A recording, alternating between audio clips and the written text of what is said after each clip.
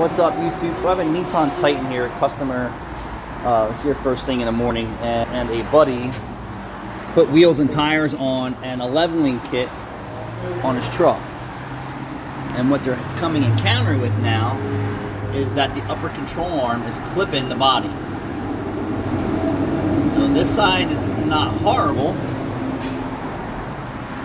And then you can see this control arm is past the body more and it's still clipping the chassis. So be careful when you're doing things yourself. I mean, that could be severely dangerous. You could hit a bump and your upper control arms could lock under that spring cup and cause some serious steering issues. Woo! I'm sure that they sell a longer ball joint or a different control arm for this.